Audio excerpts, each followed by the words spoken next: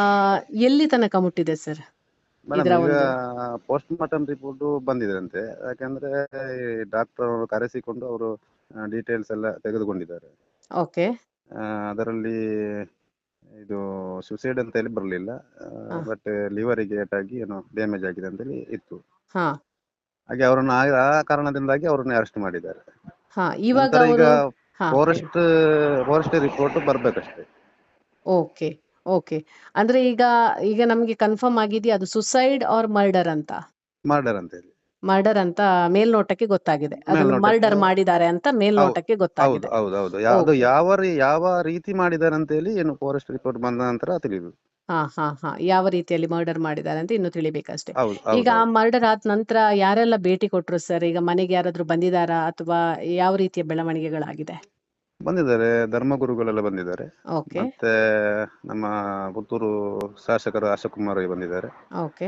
ಇವತ್ತು ನಮ್ಮ ಆರೋಗ್ಯ ಸಚಿವ ಅಂತ ಯುಟಿ ಖಾದರ್ ಅವರು ಕೂಡ ಬಂದಿದ್ದಾರೆ. ಹಾ ಹಾ ಯಾವ ರೀತಿಯ ಭರವಸೆಯನ್ನ ನೀಡಿದ್ದಾರೆ ಸರ್ ಅವರು? ಅವರು ಇಲ್ಲ, ಈ ಕೇಸನ್ನು ನಾವು ಗಂಭೀರವಾಗಿ ತೆಗೆದುಕೊಂಡಿದ್ದೇವೆ, ಡಿಪಾರ್ಟ್ಮೆಂಟ್ಗೆಲ್ಲ ಮಾತಾಡಿದ್ದೇವೆ. ಹ್ಮ್. ಅವರಿಗೆ ಏನು ಕಾನೂನಲ್ಲಿ ಶಿಕ್ಷೆ ಆಗ್ತದೆ ಅದನ್ನು ನಾವು ಮಾಡಿಕೊಡ್ತೇವೆ ಅಂತ ಹೇಳಿ ಹೇಳಿದ್ದಾರೆ. ಹ್ಮ್. ಈಗ ಅವರು ಅವರಿಗೆ ಮನೆಯವರಿಗೆ ಏನಾದರೂ ಪರಿಹಾರ ಯಾವ ಇದರಲ್ಲಿ ಕೊಡ್ಬೋದು ಅಂತ ಹೇಳಿ ಸಿಎಂ ಅವರ ಹತ್ರ ಮಾತಾಡಿ, ಮುಖ್ಯಮಂತ್ರಿಗಳಲ್ಲಿ ಮಾತಾಡಿ ನಾವು ನಿಮಗೆ ತಿಳಿಸ್ತೇವೆ ಅಂತ ಹೇಳಿದ್ದಾರೆ. ಹ್ಮ್. ಈಗ ನಿಶಾನ್ ಅವರ ಗಂಡ ಎಲ್ಲಿದ್ದಾರೆ ಸರ್? ಅವರು ಬ್ಯಾಂಗ್ಳೂರ್ ಹೋಗಿದ್ದಾರೆ. ಓಕೆ. ಅವರ ಇದು ಯಾವ ರೀತಿಯಲ್ಲಿದೆ ನಡೆ ನಿಲುವು?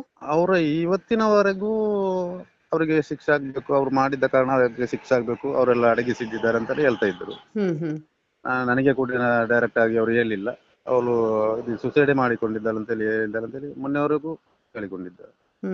ಆ ಕಾರಣ ನಿಮ್ಮೊಟ್ಟಿಗೆ ನಾನು ಯಾವತ್ತೂ ಇದ್ದೇನೆ ಅಂತ ಹೇಳಿ ಹೇಳ್ತಾ ಇದ್ದೇನೆ. ಓಕೆ. ಈಗ ಅವರು ಪೊಲೀಸ್ ಕಸ್ಟಡಿಯಲ್ಲಿದ್ದಾರಾ ಅಥವಾ ಜೈಲಲ್ಲಿ ಇದ್ದಾರಾ, ಹೇಗೆ ಸರ್? ಈಗ ಅವರ ಅತ್ತೆ ಮಾವ ನಾದಿನಿ ಎಲ್ಲ?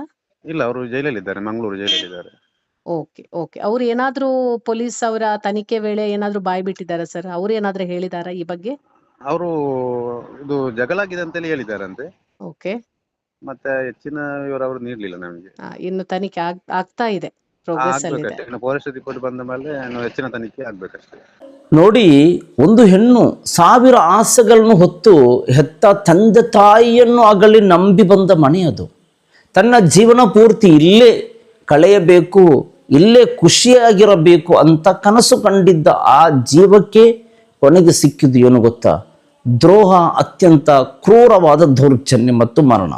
ನಿಶಾನ ಎಂಬ ಆ ನಗುತ್ತಿದ್ದ ಮುಖದ ಹಿಂದೆ ಅನುಭವಿಸಿದ ಯಾತನೆ ಬರೀ ಸುದ್ದಿಯಲ್ಲ ಸ್ನೇಹಿತರೆ, ಅದೊಂದು ಕುಟುಂಬದ ರಕ್ತದ ಕಣ್ಣೀರು. ಆರಂಭದಲ್ಲಿ ಇದನ್ನು ಆತ್ಮಹತ್ಯೆ ಅಂತ ಬಣ್ಣ ಹಚ್ಚಿಕೊಂಡು ಮುಚ್ಚು ಹಾಕಕ್ಕೆ ನೂರಾರು ಪ್ರಯತ್ನಗಳು ನಡೆದವು. ಆದರೆ ಸತ್ಯ ಯಾವತ್ತಿಗೂ ಅಡಗಿರುವುದಿಲ್ಲ.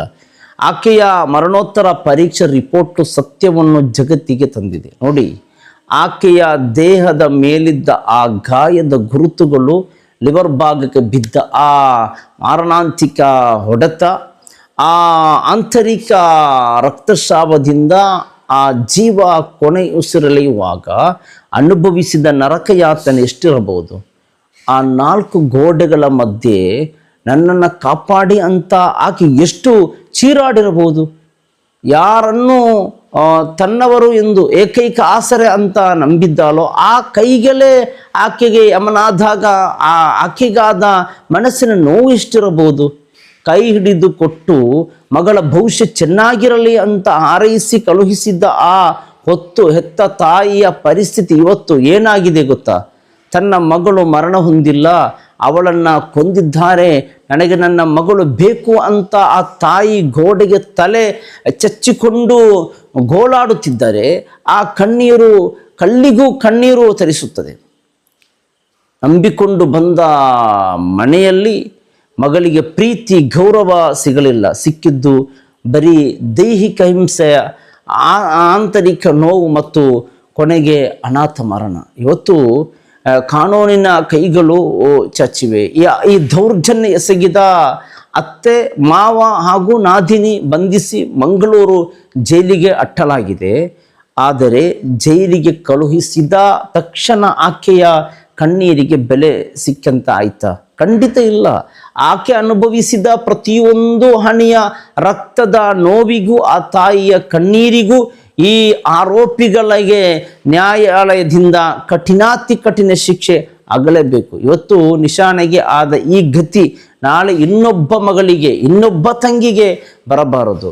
ಹೆಣ್ಣನ್ನು ಕೇವಲ ಸೊಸೆಯಾಗಿ ನೋಡದೆ ಮಗಳಂತೆ ಕಾಯೋ ಜವಾಬ್ದಾರ ಪ್ರತಿಯೊಂದು ಮನೆಗೂ ಬರಬೇಕಿದೆ. ಈ ನಿಶಾನನ ಮರಣ ನ್ಯಾಯ ಸಿಗುವವರೆಗೂ ನಾವು ಧ್ವನಿ ಎತ್ತಲೇಬೇಕಾಗಿದೆ. ನಿಮ್ಮ ಅನಿಸಿಕೆಗಳನ್ನು ಕಮೆಂಟ್ ಮಾಡಿ. ನೋಡಿ, ನಿಶಾಲ್ನ ಮರಣ ಆದ ನಂತರ ಎಷ್ಟೋ ಮಕ್ಕಳು, ಎಷ್ಟೋ ತಂಗಿಯರು ಮರಣ ಹೊಂದಿದ ರಿಪೋರ್ಟ್ ನಾವು ನಿರಂತರ ನೋಡ್ತಾ ಇದ್ದೇವೆ. ಇವತ್ತೊಂದು ರಿಪೋರ್ಟ್ ಇತ್ತು, ಎಷ್ಟು ಹುಡುಗಿಯರು, ಸುಬ್ಹಾನಲ್ಲ, ಬಹಳ ಬೇಸರ ಆಗ್ತಾ ಇದೆ. ಇದು ನಿರಂತರವಾಗಿ ಎಷ್ಟೋ ದೌರ್ಜನ್ಯಗಳು ಕುಟುಂಬದಲ್ಲಿ ನಡೆಯುತ್ತಲೇ ಇದೆ. ಒಬ್ಬೊಬ್ಬರು ಎಲ್ಲವನ್ನು ಸಹಿಸಿ, ಕಾರಣ ಯಾರಲ್ಲಿ ಹೇಳೋಕ್ಕಾಗಲ್ಲ, ತಂದೆಯಲ್ಲಿ ಮನೆಯಲ್ಲಿ ಹೋಗಿ ಹೇಳಿದ ಮನೆಯ ಬಡತನ ಹೇಳಿ ಪ್ರಯೋಜನ ಇಲ್ಲ, ಅಂತಹ ಪರಿಸ್ಥಿತಿ ಇದೆ. ನಮ್ಮ ನಿಶಾನ್ಲಿಗೆ ಅಲ್ಲಾಹು ಮಗಫಿರತ್ ನೀಡಲಿ, ಎಲ್ಲರೂ ಪ್ರಾರ್ಥಿಸೋಣ.